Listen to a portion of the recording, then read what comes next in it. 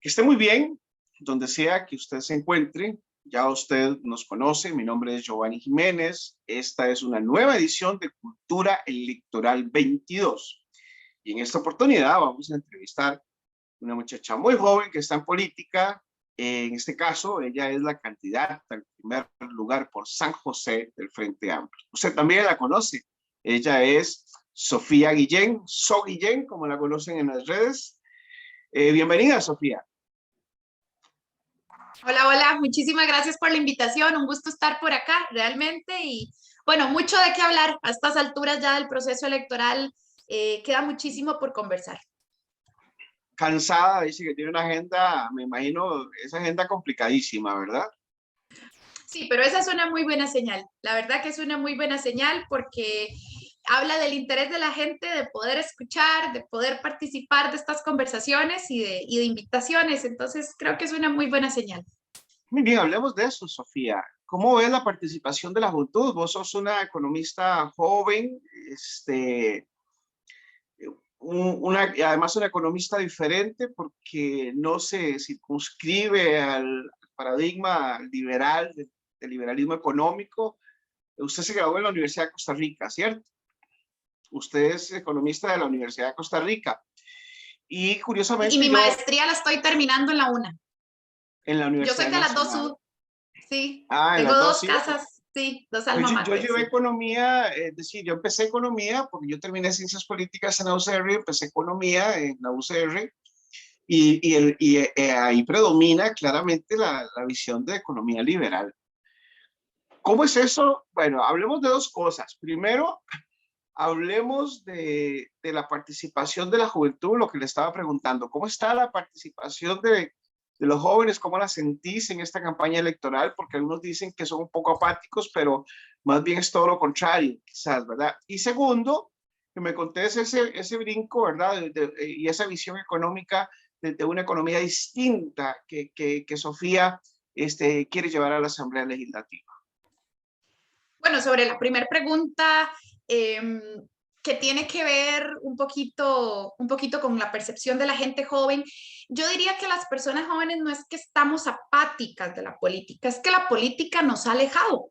Es decir, ha sido una política muy adultocéntrica, ha sido una política muy elitista, muy hermética. Los partidos tradicionales se han encargado de fumigar a los cuadros nuevos, casi que imponerlos de los cuadros o las personas o los personajes de siempre a costa de sus propias generaciones nuevas. Entonces, creo que lo que ha pasado es que los partidos tradicionales han desencantado a la gente joven de involucrarse en política, ¿verdad? Y obviamente uno como joven, donde ve discursos que nada que ver, que no te llegan, de gente que intenta hacerse la simpática para caerte bien, ¿verdad? Yo hablo un poco de estas redes como TikTok, que las personas jóvenes vemos mucho TikTok, Instagram, Facebook, y de repente sale un candidato haciendo de helicóptero en TikTok, ¿verdad? O otro candidato haciendo el papel ahí, atajando un gol en TikTok.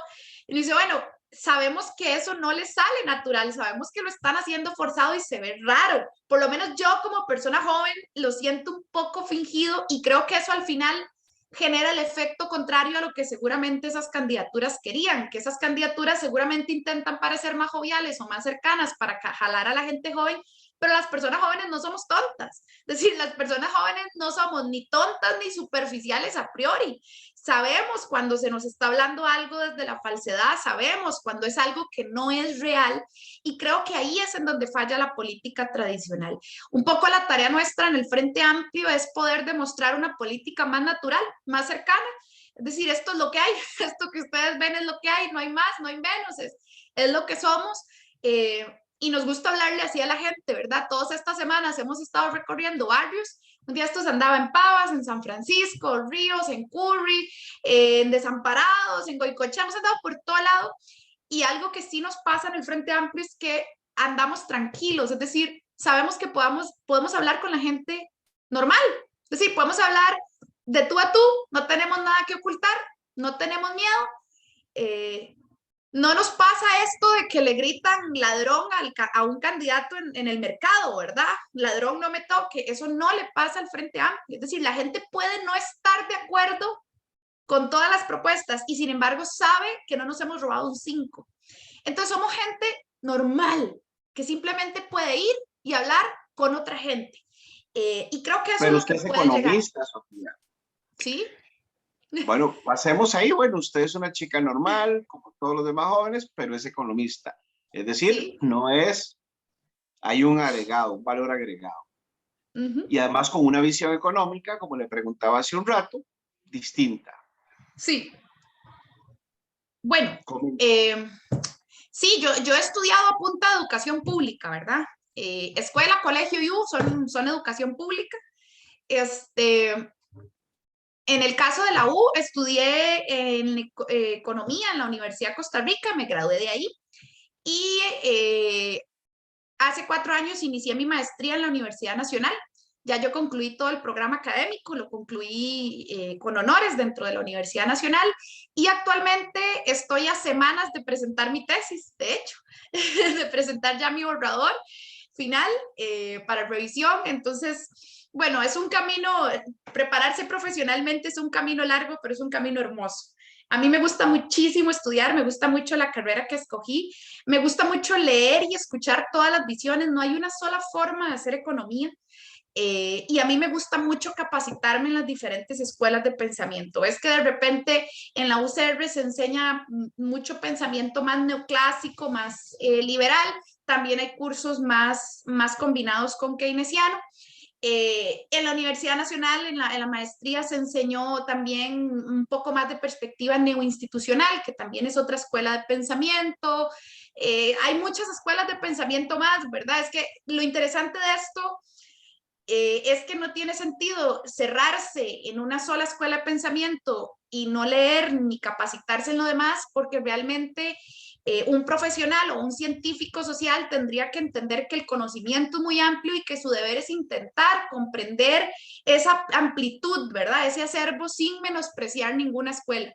Yo entonces he sido siempre criada como con esa lógica y si ustedes revisan mi biblioteca van a encontrar libros de todo. Es decir, yo leo todas las escuelas de economía que logro y que llegan, ¿verdad?, a esta parte del mundo y le intento leer de todo. Aquí ustedes en mi biblioteca van a encontrar desde Carlos Marx hasta Adam Smith, van a encontrar a Keynes, van a encontrar teoría monetarista, van a encontrar a Friedman, van a encontrar a Joseph Stiglitz, me de imagino que todo. Friedman no le hizo mucha gracia, que digamos. Aquí yo leo de todo lo que puedo. Intento comprender las diferentes esferas de pensamientos que existen. A mí me encanta lo que estudié, entonces me pongo muy ñoña si vos me empezás a preguntar estas cosas. Sí, sí, bueno, no, esa es la fascinación por el conocimiento, siempre es fundamental, el conocimiento y la ciencia, ¿verdad? Es fundamental en una sociedad moderna porque esas son las rutas para encontrar las soluciones, ¿no?, a los problemas. Y precisamente quizás quería como que fuéramos por ahí. ¿Qué es lo que le ofrece Sofía Guillén a la gente? ¿Cuáles son los temas, las prioridades que quiere llevar Sofía Guillén a la Asamblea Legislativa? Bueno, obviamente por mi perfil profesional, me voy a especializar desde luego en lo que tenga que ver con proyectos y agenda económica, ¿verdad? Que además, digamos, es uno de los grandes temas o el gran tema en esta coyuntura nacional, con una crisis pandémica y económica agudizada, ¿verdad? En particular, las iniciativas que a mí me interesa poder concretar tienen que ver con facilitarle la vida a las microempresas y al trabajador independiente. Yo estoy comprometida con un proyecto de ley para exonerar durante al menos un año del impuesto sobre la renta a microempresas, a contribuyentes del régimen simplificado y a trabajadores independientes en crisis. Estoy también comprometida con lo que tiene que ver con investigación, desarrollo y tecnología. Mi maestría es política económica con énfasis en innovación. Yo creo que la innovación es necesaria para que, digamos, las economías y las sociedades se puedan reactivar y salir adelante. Creo que hay que invertir en investigación y desarrollo. Hay que garantizar transferencia tecnológica desde universidades públicas, ministerios y organismos de investigación hacia el sector productivo local costarricense. Estoy 100% comprometida con luchar contra el fraude y contra la corrupción, que eso no es una frase abstracta, esos son proyectos de ley puntuales, escritos en blanco y negro, algunos ya están presentados, otros hay que hacerlos y presentarlos. Vamos a presentar uno nuevo para combatir las puertas giratorias que facilitan corrupción en órganos como el CONAVI. Y vamos a impulsar toda la agenda de lucha contra el fraude que ha quedado pendiente porque no les da la gana ver en la Asamblea Legislativa, de la investigación de los Panama Papers y más recientemente los papeles de Pandora. Lo volvieron a poner sobre la mesa. Entonces, ahí hay una agenda clara, concreta. Podría sacarles expedientes, números, proyectos, pero lo cierto es que eso abstracto hay que convertirlo en proyectos de ley. Y ese es un primer llamado de atención que hago yo sobre estos temas. Todos los partidos políticos van a decir que combaten la corrupción. Es decir, ¿quién en su sano juicio en media campaña va a decir que no va a combatir la corrupción? El asunto es que hay partidos que pueden hacerlo y hay partidos que no pueden hacerlo. Hay partidos que no pueden combatir la corrupción porque son financiados por la corrupción. Hay partidos políticos que no pueden luchar contra el fraude fiscal porque sus propias candidaturas han hecho algunos han empleado algunos mecanismos de elusión. ¿Ok? O son familias que aparecían nombrados en los Panama Papers. Entonces, esto tiene, creo yo, esto habla de la importancia de que podamos ver más allá de las palabras de quien nos está hablando. Realmente esta persona que nos habla puede comprometerse con esa agenda, porque si la campaña se la financiaron ciertos grupos de poder, no va a lograrlo, ¿verdad? Y ahí el Frente Amplio puede hacerlo y lo ha hecho, precisamente porque a nosotros no nos financian ni los corruptos ni los fraudulentos. Entonces nosotros no tenemos un amarre económico con esas élites y podemos concretar ese tipo de cosas. Prueba irrefutable de esto que te digo. En enero del año pasado, más de 30 diputados enterraron, archivaron el proyecto para que no prescribiera los delitos de corrupción que presentó el Frente Amplio. El Frente Amplio lo presentó y partidos políticos como el PLN, el PUS y neopentecostales enterraron este proyecto. ¿Por qué un diputado votaría por archivar un proyecto que hace que la corrupción no venza como delito? ¿Por qué? Esos son los hechos que deberían hablar. Sí, bueno, la pregunta es muy válida, indudablemente. Cada uno ensayará su respuesta. Nosotros se lo dejamos a la gente.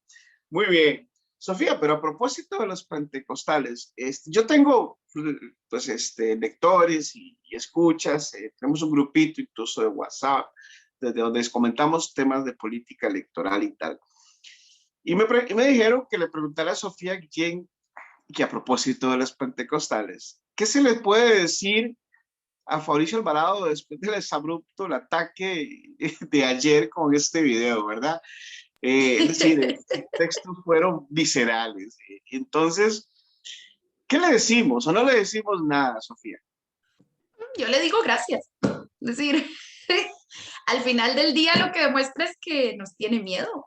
Y nos tiene miedo porque sabe que estamos levantando, porque sabe que la gente no está cayendo en esos discursitos de Guerra Fría. Si yo nací en 1992, es ridículo para una persona de mi edad. Es ridículo que quieran decirte que por combatir el fraude y la corrupción sos roja come niños. Eso es ridículo, es risible que nos planteen eso. Entonces yo lo que digo es gracias, porque no gastaría pólvora si no creyera que vamos para arriba. Y bueno, vamos para arriba, así que muchas gracias. Nosotros no construimos a partir del odio, de todos modos. Es decir, si él quiere plantear esa política, pues se quedará peleando solo, porque nosotros le podemos dar las gracias. A partir del odio, eso. Exacto. Le daremos las gracias y seguiremos construyendo en positivo. Nosotros no creemos en la política a partir del odio. Vos naciste cuando yo ya era un chamaco, estaba en la UCR, un año después del terremoto del Limón. Bueno, el terremoto del Limón fue en el 91 y lo recibí en el tercer piso del edificio Generales. Y recién llegando de la zona sur, un chamaquito, eso fue un trauma. Y el año siguiente naciste vos, imagínate. Bueno, qué bueno. Eso me lleva a la otra pregunta precisamente. El Frente Amplio, yo siento que ha venido planteando una renovación desde quizás hace la última década, digamos, para abrirle muchísimo más el campo a los jóvenes. Pues, tal vez en eso volvemos con el tema. Ya no los jóvenes, digamos, que usted hablaba de la participación política, los jóvenes se sienten excluidos, no se sienten identificados. Pero el Frente Amplio ha estado abriendo. Villalta es presidente, sería un presidente joven, ¿verdad? Casi son como de la misma edad con Carlos Alvarado, si no me equivoco, José María, o por Pero ahí no se andan. parecen en nada. No, uno Lo está más aclaro, flaquito que el ¿ah? otro. Uno está más flaco que el otro. Yo no sé. No se No, parecen en nada. no, si te digo que no, está bien, sí, José María más flaco. Está más flaco, porque Carlos era un poquito más flaco antes. Bueno, pero sí, yo sé que usted se refiere a lo ideológico, estoy molestando. El tema es que eh, ya me enredaste, ya se me fue la pregunta por estar pensando en José Gente María. joven, renovación. Y no, y Renovación en de el Frente cuadros, de tiempo, Amplio, sí. Ariel, por ejemplo, Ariel Robles, mi buen amigo Ariel, es pues, generaleño, ¿verdad? Un muchacho muy entregado al Frente Amplio y visionario, con ideas muy, muy interesantes. El segundo lugar por San José, la acompaña a usted. Es decir, eso es una propuesta muy joven. ¿Eso es Sí, sí, así? así es. No, absolutamente. El partido ha hecho una apuesta por un relevo generacional con equipos intergeneracionales. ¿Qué significa eso? Si vos ves en el caso del Valle Central, las candidaturas al primer lugar de San José, Alajuela, Heredia y Cartago somos personas jóvenes. En el caso de San José, el segundo lugar también, que es el caso de Ariel de Pérez Celedón. Somos personas jóvenes muy comprometidas con la agenda y además que ya hemos pasado un poquito, a pesar de nuestra juventud, nos ha tocado pasar por algunos rinconcillos en donde asustan, ¿verdad? En el caso de la lucha contra la reforma fiscal, de ahí ya, por ejemplo, ya yo sé lo que es, pues recibir amenazas o recibir presiones de diferentes grupos de poder y no ceder, no echar para atrás. Entonces creo que a pesar de que somos jóvenes, ya nos ha tocado algunos rinconcillos en donde asustan y hemos logrado salir limpios, que es complicado eso en la Jóvenes pero política. valientes. Sí, O correcto. jóvenes valientes, porque es que los jóvenes también son valientes, porque Somos muy valientes, en realidad, las personas jóvenes, claro, claro, es una somos lucha, muy es que es una valientes. lucha muy fuerte, porque es Uh una -huh. lucha contra viejos zorros. Es decir, llegó Arias en primer lugar del Partido de De Liberación San José de Nacional. Liberación, sí. Sí, son señores de mucha experiencia, de mucha escuela. Pero bueno, Sofía, Dime. ya usted nos comentó la agenda que usted quiere llevar Uh -huh. a la Asamblea Legislativa. Y me gustaría como que para la gente, digamos, identificara mejor cuál es la agenda del Frente Amplio. Es decir, ¿cuál es la propuesta del Frente Amplio que los distingue? Usted estaba hablando de cosas muy interesantes que son distintivas de este partido político y de la gente que lo lidera, pero me gustaría eso, como que usted le dijera a la gente, bueno, es que nosotros estamos haciendo esto que es realmente diferente y esto que realmente convence. No sé cómo explicar la pregunta, pero muchísimas veces, como usted lo dijo hace un ratito, es que no es lo mismo hablar que hacer y que demostrar, ¿verdad?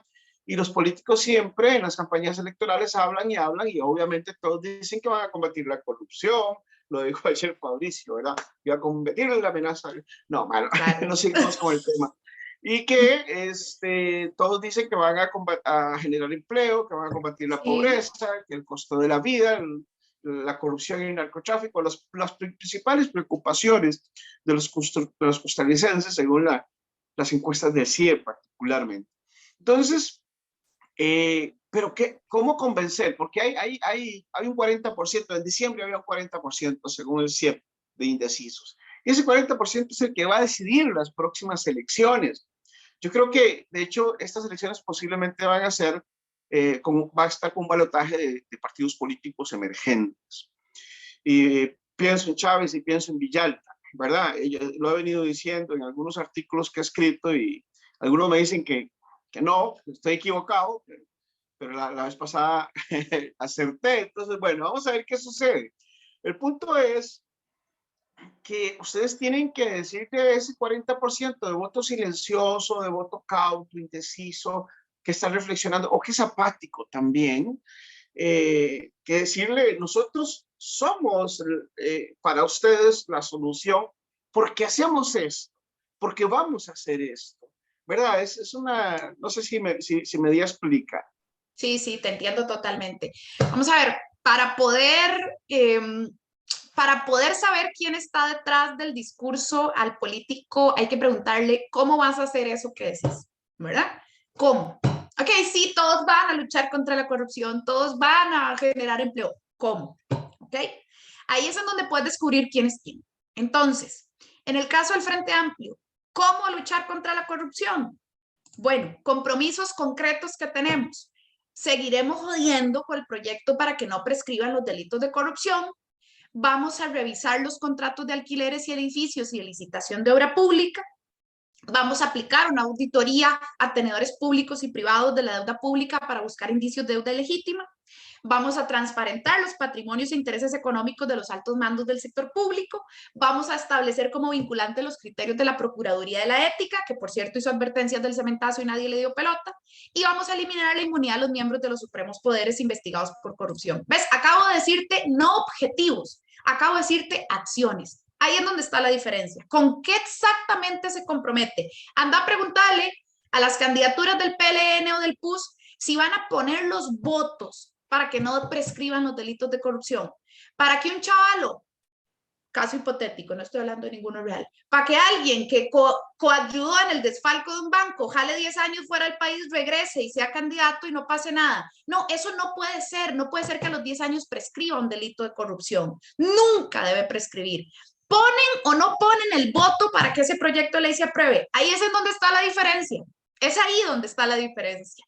Y ahí es en donde cada quien demuestra quién es. Entonces, hay que revisar quiénes han sido cada quien en la práctica. Mira, el PUS a mí me ha dejado sorprendida, porque el PUS ha llevado un discurso de no más impuestos desde hace rato, pero puso los votos a favor de la reforma fiscal. De ahí, compadre, ¿cómo es la cosa?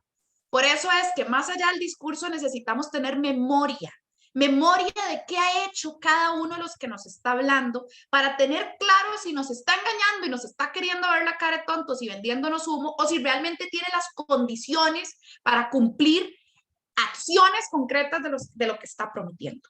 ¿Ves? Entonces, ahí te di solo un ejemplo, ¿no? El caso de la corrupción. Pero te puedo dar ejemplos concretos de acciones para luchar contra el fraude. Ya te decía que estamos comprometidos con exonerar de renta a los pequeñitos, al menos durante un año en crisis. Una última pregunta, Sofía. Sí, sí. un temita. Usted va a ser legisladora. Ajá. Con muchísima probabilidad. Ayer un amigo decía, comentábamos en algún grupo por ahí, que las penas en Costa Rica son desproporcionales, pasmosamente, ¿verdad? Es decir, meten a la cárcel a una persona 8 años por robarse algo y 10 años al otro, y vimos un caso, una comparación, por matar a alguien, por robarle y matar, es decir, robo agravado y con asesinato. 10 años y al otro que había robado, no me acuerdo qué, 8 años. ¿Cómo legislamos para que esta evidente injusticia no continúe en este país? Claro, es que acá lo que sucede es que, en mi opinión, está desbalanceada la aplicación de justicia porque al final termina favoreciéndose en la práctica al que tiene más poder económico. ¿Por qué? Porque vea el caso de los delitos de corrupción y de los pagos de fianza. Una persona pobre que comete un delito difícilmente va a poder pagar la fianza, aunque la fianza sea una cochinadita en términos de dinero, ¿verdad? Aunque sea un poquito, va a representar un montón para esa persona y posiblemente no pueda pagar la fianza y tenga que esperar digamos, en la prisión, su proceso de juicio y demás. Pero vea que vacilón hace poco, es que para mí este caso Cochinilla ejemplifica ¿dónde está podrido el asunto acá? Y lo ejemplifican eso que me decís y en otras cosas. ¿Qué es lo que pasa en Dinamarca? A punta de pagar fianzas. A punta de pagar fianzas, claro, después se arma el escándalo y qué vergüenza dejarlos ir así, pero nunca, y ese es un proyecto de ley que tenemos, debería delimitarse el pago de fianza como medida cautelar en casos de corrupción. Porque entonces ahí es en donde tenemos que se roban ladrones de cuellos blancos un montón de plata, pero pero salen con fianza y no pasan por la cárcel. Ahí sí, porque tenés con qué pagar la fianza, mientras el que se robó picaritas tuvo que quedarse ahí encerrado tras las rejas, ¿verdad? Esa desproporción tiene que ver con que las reglas del juego favorecen en la práctica a los que tienen más recursos económicos para capearse las cosas. Ahí hay una acción concreta. No más fianza como medida cautelar en casos de corrupción. Pero ese caso Cochinilla también ejemplifica que aquí la justicia a veces observa lo que sirve y a veces lo que no. En el caso Cochinilla, resulta que aquí faltan leyes para impedir las puertas giratorias en donde hoy yo trabajo en el MOP, mañana trabajo en MECO y H. Solís, luego vuelvo a MOP, luego vuelvo a MECO y H. Solís, y entonces al final es un meneo, ¿va? En donde termino trayendo intereses y conflictuando y no puedo hacer bien mi labor como función pública. Ahí las reglas del juego de nuevo hacen falta y ahí una legislatura debe hacer un proyecto de ley y estamos comprometidos para evitar eso. Pero también te decía la lupa de dónde se observa. De acuerdo al semanario Universidad, en el caso Cochinilla, MECO y H. Solís no solo supuestamente estaban pagando dádivas, sino que también, de acuerdo al semanario Universidad, supuestamente se habían acogido a la suspensión y reducción de jornadas y contratos en media pandemia. Mientras supuestamente pagaban dádivas, estaban reduciéndole jornadas a sus trabajadores. Y yo me pregunto, ¿y la justicia social que cae en manos del Ministerio de Trabajo? ¿Dónde estaba revisando que no se jugara chueco con esa medida de suspensión y reducción de jornada en Costa Rica? Más de 1000 casos tenía el primer año de aplicación en investigación porque supuestamente se había utilizado mal. Es que aquí no solo es un asunto del Poder Judicial, no, en términos generales las reglas del juego están hechas para que jodan al trabajador, para que jodan al de abajo. Entonces, y algunos vivillos se salen con las suyas. ¿Perdón? Entonces, ¿cuál es el cómo? Entonces, ¿cuál es el cómo? ¿Solo legislar? Bueno, en mi caso, lo que correspondería a la labor de un diputado, ¿no? ¿Verdad? Desde un poder ejecutivo, por el Frente Amplio, claro. Desde un poder ejecutivo hay otras cosas que hacer. Desde un poder ejecutivo tenés que empezar por no poner jerarcas que permitan esas cosas y que se presten para eso, ¿verdad? Entonces, dependiendo de dónde estés hablando, en el caso de un poder ejecutivo hay acciones que hacer. En el caso de un poder legislativo hay proyectos de ley que tienen que tomarse para que estas reglas estén claras. Que no haya fianza en casos de corrupción, que no se permitan las puertas giratorias, que la cárcel para evasores sea realmente fuerte, que realmente la sanción contra los evasores sea fuerte y no cualquier cochinadilla que da igual evadir o no evadir o ir a estar involucrado en los Panama Papers o no. ¿Ves? Ahí hay cosas puntuales que hacer y en una asamblea legislativa un diputado o diputada no solo puede contribuir a través de la generación de proyectos de ley, sino a través de comisiones de investigación en donde se transparenten estas cosas. La comisión investigadora de los Panama Papers no se habría abierto en Costa Rica si la diputada Patricia Mora del Frente Amplio no hubiese presentado la moción para exigir que se investigara. No habría existido informe de los Panama Papers, no habría existido lista de recomendaciones si no se hubiese exigido desde esa curul del Frente Amplio que se abriera esa comisión investigadora. Entonces ve que hay muchísimo que puede hacer un diputado o diputada si realmente está comprometido. Muy bien, ha sido un gran gusto, Sofía, conversar con usted. Tiene una agenda apretadita, ¿verdad? Entonces hablamos de que había poco tiempo. Tal vez para ir terminando, un mensaje final que usted quiera enviarle a las personas que nos escuchan o nos están viendo. Lo primero que les diría es no dejen que campañas de odio o miedo les ganen el corazón. No nos deben temer. Nosotros somos gente común y corriente. Todo lo que queremos es combatir el fraude, combatir la corrupción. Queremos que haya oportunidad para la empresa local. No se crean los cuentos de la Guerra Fría. No tengan miedo. Salgan a votar, no dejen que otros elijan por ustedes. Ya no más una asamblea legislativa mediocre, por favor, se los pido con todo el corazón. No saben lo frustrante que es tener que ir a intentar hablar sobre una reforma fiscal a un montón de diputados y diputadas que no les interesa, que no le han leído. Es que había gente que votó la reforma fiscal sin haber leído el proyecto de ley. Es decir, no podemos seguir eligiendo gente mediocre en la asamblea. El Fondo Monetario Internacional va a presionar el otro año para ver cuál es la agenda fiscal para el préstamo SAF con lo que nos dejó comprometido este gobierno. Es decir, la otra Asamblea Legislativa va a diseñar un nuevo paquete fiscal. Elijamos muy bien quién es Asamblea Legislativa, porque esta nos salió muy churuca y terminó grabándonos la canasta básica, con votos del PAC, con votos del PLN, con votos del PUSC. Meditemos muy bien ese voto y salgamos a votar. No podemos seguir permitiendo que gente mediocre y sin escrúpulos tome decisiones de ese nivel. Y muchísimas gracias. Es un votito de confianza lo que les pido. Muchísimas gracias a usted, Sofía. De verdad, muy, muy entretenido. Esa fortaleza que usted transmite, ese conocimiento, esa inteligencia de los problemas nacionales realmente son para que nos sintamos contentos de que usted va a ser una buena legisladora y que va a ser no de las que sí claramente hemos visto, gente que estaba legislando cosas que ya estaban legisladas. Yo recuerdo varios casos.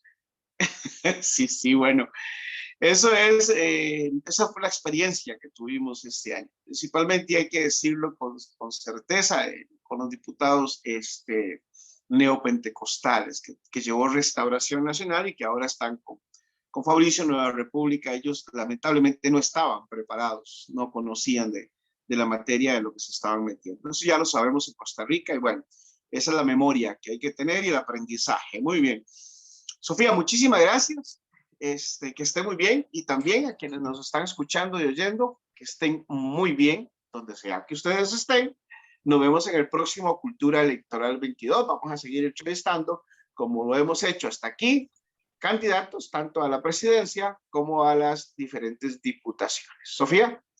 Chao, chao. Muchísimas gracias. Pura vida. Chao.